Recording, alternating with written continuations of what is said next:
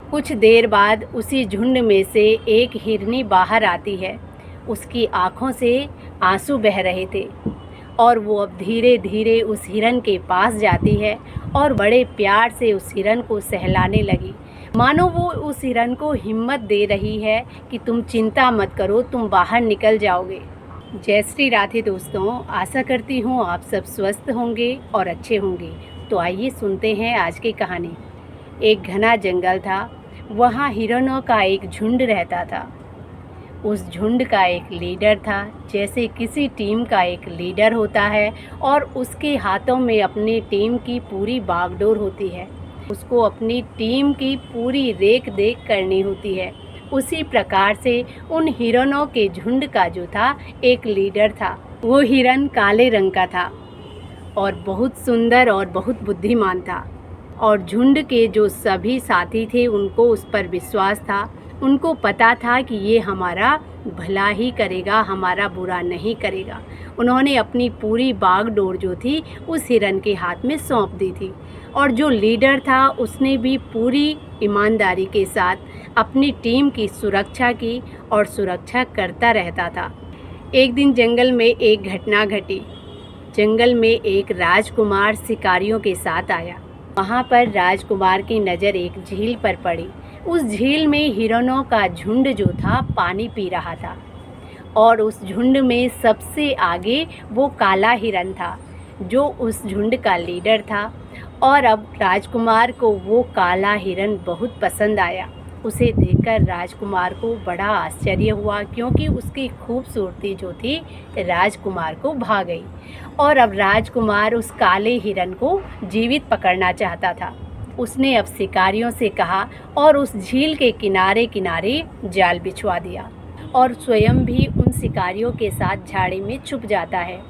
अब उन शिकारियों को झुंड ने देख लिया था और उन सब में भगदड़ मच जाती है। सब इधर उधर भागने लगे और उसी भगदड़ में वो काला हिरन उस जाल में फंस जाता है। और जो थोड़े आगे भाग चुके थे उन्होंने पीछे देखा तो उनका जो लीडर था वो उस जाल में फंस चुका था। ये देखकर उन सबको बड़ा दुख हुआ और अब कोई भी आगे नहीं भागा। सब पीछे लौटकर अपने लीडर के सामने खड़े हो गए। ये देखकर राजकुमार को बड़ा आश्चर्य हुआ। थोड़ी देर बाद उसी झुंड में से एक हिरनी बाहर आती है और उस हिरनी की आंखों में आंसू बह रहे थे।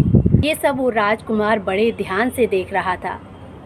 और अब वो हिरनी धीरे धीरे उस हिरन के पास जाती है और उस हिरन के पास जाकर उसे बड़े प्यार से सहलाने लगी, मानो उसे हिम्मत दे रही हो कि तुम चिंता मत करो, तुम यहाँ से बाहर निकल जाओगे। और अब वो हिरनी वहीं पर खड़ी रहती है।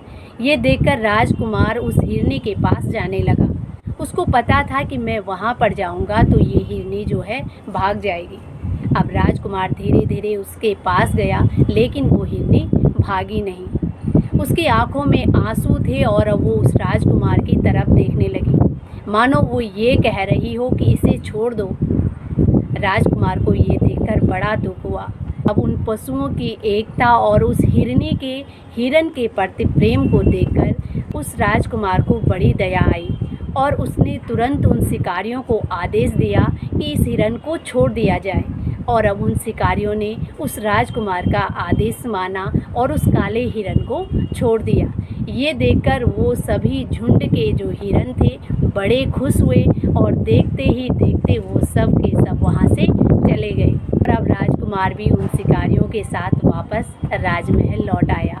तो इस प्रकार राजकुमार को भी बहुत अच्छी शिक्षा मिली कि पशु पक्षियों में भी अपनापन और एकता की भावना होती है।